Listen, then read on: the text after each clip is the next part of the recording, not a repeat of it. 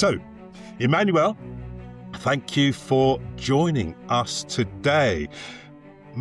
We better let him into the studio, I suppose. Where is he? Is that... Hello. There we go. Is he there? Hey, there you go. Hey, yeah. Hello. And welcome. Thank you for having me. Well, thank you for joining us. I have got a question to start you off. So you do a lot of sort of product unboxings and tech reviews and so on.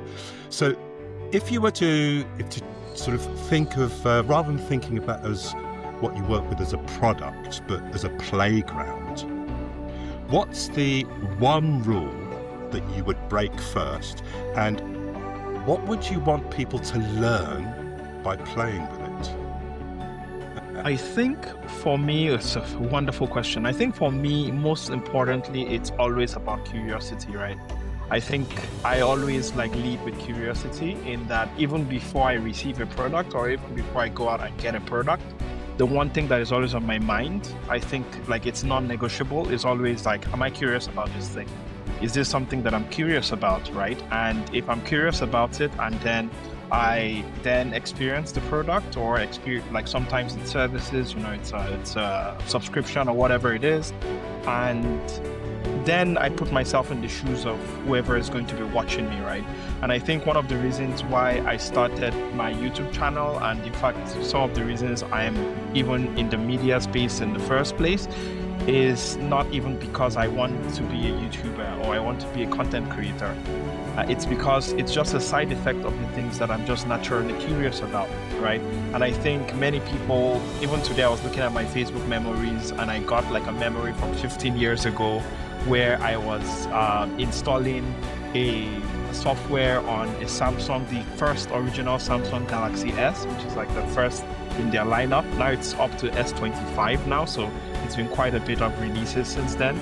And I remember even then, what I was obsessed with was also just learning stuff and putting it out there. And I think as a result of just putting a lot of stuff out there, suddenly you become a public figure, and people think, and people come up to me and ask me, how are you able to keep doing the YouTube you're doing? How are you able to keep doing the content creation you're doing all of this while? And I just tell them the same thing, that I am not a content creator. I literally just do stuff, and then I play a lot with stuff. So sometimes what people don't see is that for me, sometimes to just make one video, I have sunk in hundreds of hours in different, I would say, activities that people will never get to see, just to be able to understand it as a whole. And then when they see that one video, they think, oh, it's just one video. It's and I make really long form videos, right? So I remember one of the videos I made was about this. It's a gaming handheld console from Lenovo. And I was so intrigued about it. I bought it myself. I made the video. It was a 48-minute video. And lots of people watched it to the end. And the same feedback I got was exactly how I feel, which is oh my God, it answered all the questions, because I have those questions myself. So I tend to just lead with curiosity. What do I want to know? And then I just make a video about that. So I would say for me, it's always curiosity. So would you say that curiosity leads play, or play leads curiosity? They are brothers in arms, I would say, right?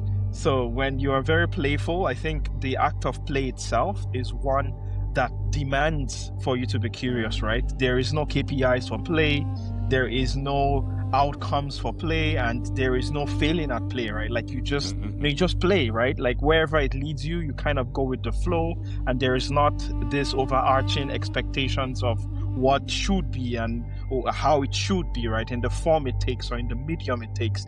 It just is, right? And I think that's one of the things I love about just the intertwining nature of play and curiosity, where when you're curious, you start asking yourself questions like, hey, what if I try this approach? Hey, what if I tried that? What if I try, oh, it didn't work out? Okay, then you try something else.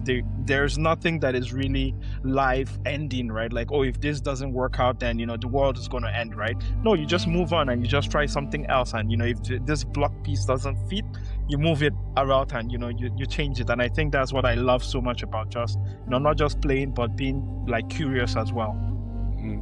I want to come in here because please do. I agree with you so much.